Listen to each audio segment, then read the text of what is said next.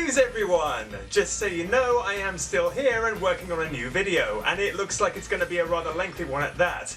But in the meantime, something has come to my attention regarding the 2003 Futurama game. We're back, baby! Those who have seen my Futurama game review will know that while the game itself isn't really anything overly impressive, it is home to some incredibly obscure Easter eggs. The prolific nature and obscurity of these Easter eggs is hardly surprising when you consider just how many secrets the show itself holds,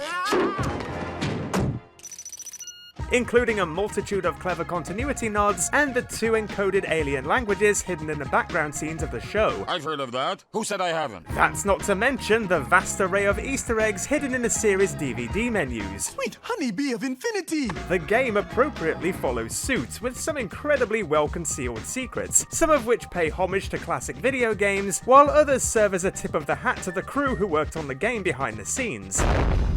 I recently received a comment from a user named Ito, alerting me to another potentially undiscovered secret in level 1. But before we get to that, I figured it might be a good idea to discuss the 7 Easter eggs I'm aware of so far, from least obscure to most obscure. Now, this is something I've talked about before, so some of these are going to be familiar to those of you who watch my videos regularly. I just thought it would be an idea to make a recap video and compile all these Easter eggs into one video. And so, without further ado, let's rock!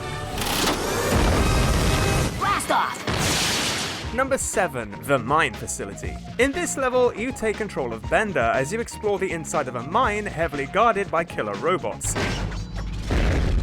After obtaining the key card and progressing to the next room, if you stand by the machinery for a while, this hatch eventually opens, revealing what looks to be a monkey operating it from the inside. After some time, he notices you watching him and promptly seals himself away. This isn't too obscure as it merely requires you to wait, and as such it genuinely surprised me that I never managed to find this of my own accord. Shout out to Toxic Pinhead for alerting me to this one. Oh, that poor, sweet monkey. Well, let's go gather him up.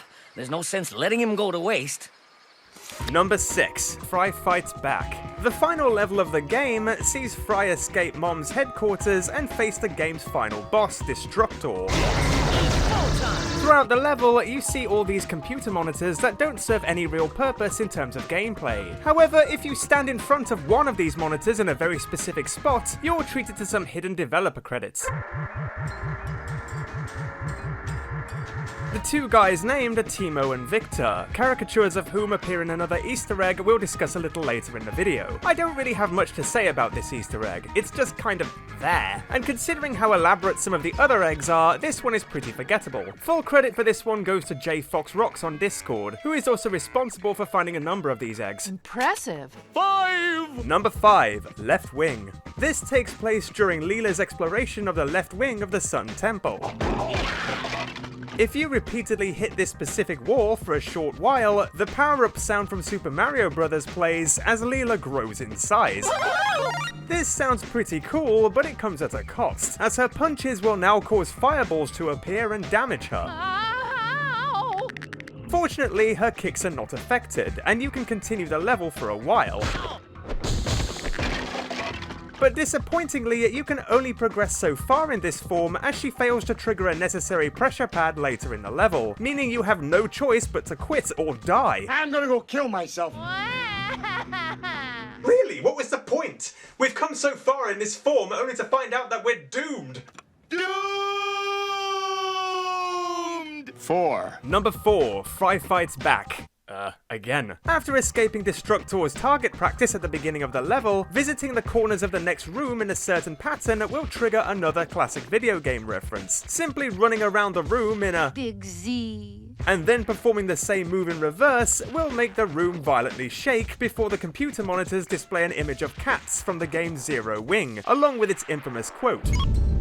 All your base are belong to us. As with the previous egg, this is a pretty cool nod to another game, but it's better in the sense that it's not game-breaking. Also interesting to note is that this is not the first time this quote has been referenced in Futurama. All your base are belong to us. Number 3, Old New York. I pride myself in saying that I found this one by myself many years ago by pure chance. Upon finding the scrap bar, a jukebox can be found by the front door, and activating this jukebox makes it play a rather foreboding melody. Yeah, I can't really imagine this little number gets people into party spirit, but hey-ho. Repeating this tune by pulling the taps behind the bar reveals a hidden area behind a poster where you find a nibbler.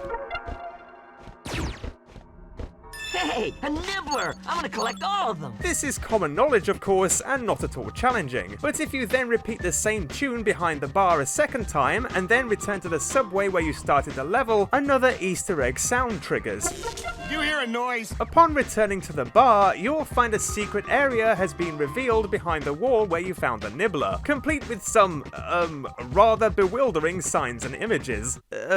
What? I don't get it. Initially confused by all the seemingly cryptic messages dotted around this small room, I was eventually contacted by a Frederick Lindblom, credited as one of the character animators for the game, who explained that, as I pretty much expected, these mostly represent nicknames, gamer tags, and in-jokes for the developers, which is kinda cool, really. Now I get it! This Easter egg is basically meaningless to the rest of us, but it's an intriguing find nonetheless. Neat. Number 2, Red Light District. In keeping with the theme of unlocking hidden in-jokes and developer secrets, this level also follows suit. Interacting with the left and right dumpsters at the level's outset will trigger a secret. The Futurama Easter egg wiki details the exact number of times the dumpsters need to be interacted with, although they're not so strict about this. You can unlock the secret merely by repeatedly opening and closing the dumpsters until the secret is triggered. When you enter the building later in the level, you find that the door labelled Mark has been unlocked, revealing a secret room of heads in jars, representing the developers who worked on the game. I'm living in a gefilte fish jar. A fair few of these can be interacted with too. And it's pretty cool, even if the jokes are obviously lost on me and basically anyone else who didn't work on the game. All the same, it's a pretty cool find nonetheless. Oh, and look, there's our friend Mr. Lindblom. Hi. Hello. Number 1, Planet Express. This is the most obscure and perhaps well-known of the Easter eggs found so far, and I was lucky to be a part of the Discord server a few years ago that alerted people to all these secrets. If my memory serves me correctly, I believe it was Oddheader's Discord, and for those of you who are unaware, his channel specializes in finding ultra-secret eggs like these. In level 1, you need to follow a specific pattern to unlock a hidden Easter egg. After retrieving the keycard from Leela's locker, you need to briefly enter the boiler room, where, this guy is sleeping. What? Who are you? Gruffy, a janitor. Yes, of course you are. After leaving this room, you need to break the glass concealing the fire extinguisher. But do not collect the extinguisher. That's important. Back in the lab, you then need to open this drawer. Let me show you some of the different lengths of wire I use. Once you've done all these, you need to head up the lift to the employee lounge. You need to ensure you have exactly $7 collectibles on your person before hammering the TV. And when you do, the ultimate Easter egg is revealed in the hallway. Big thank you to Elmer's channel for detailing how to locate this. It still impresses me that this was found to this day, although it does feel as though it may have been inserted as an elaborate joke, considering the prize for accomplishing something so obscure is no more than a literal giant Easter egg. I was kinda hoping that repeatedly hammering at it would make it break open, revealing a prize like a piñata, but alas, this is sadly not the case. What a waste. But what about that potential new Easter egg I was talking about? As I said earlier, a user by the name of Ito referred me to a channel that documents a discovery that possibly hints at a previously undiscovered secret. Conveniently, the channel's name is Hover Egg, and they discovered that if you hit the various owls perched around Planet Express, they each glow green and hoot, and also cause the controller to vibrate. We're owl exterminators. Now, in all honesty, having played this game a hell of a lot in my teens, I've actually noticed this before, but never thought much of it. The reason being that when your character receives damage in this game, they flash red. And I simply assumed that the owls turned green to indicate that they could not receive damage. But you know what, this guy might actually be onto something here, and it got me thinking about something else in this level that I've always been curious about. I'm having one of those things. You know, a headache with pictures. An idea?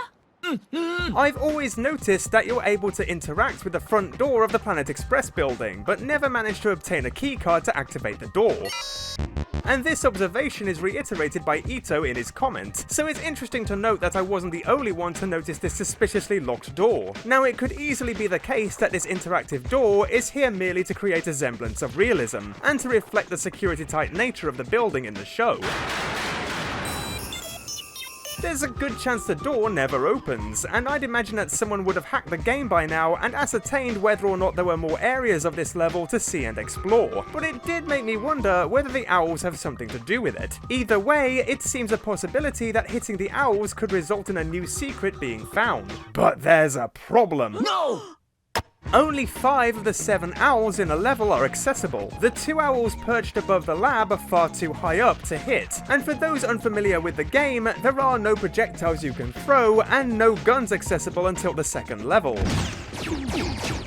Yes! Eat time! I did wonder if there might be an undiscovered cheat code to unlock the guns prematurely. Who needs courage when you have a gun? But it seems unlikely that such a code exists, as nothing like this has ever been noted, and I would imagine somebody would have noticed this by now. There's a cheat for unlimited ammunition, but this has no impact on the first level due to there being no firearms whatsoever. That said, there is apparently a gun hidden outside the map somewhere, so maybe I'm onto something here. Although I've never been informed that this has actually been successfully retrieved. As of yet, whether or not the owls hide a secret is yet to be seen, and unless someone finds a way to access these two, it will sadly remain that way. So what do you guys think? Could this be another secret? Or are these green owls nothing but a red herring? Good one. As always, thanks for watching, guys. As I say, I am working on another video at the moment, and it's a bigger project than the usual. I can't say when it will be uploaded, but stuff is happening, trust me. In the meantime, hope you enjoyed this short video, and I'll see you again soon. Bye-bye for now. Let's go already!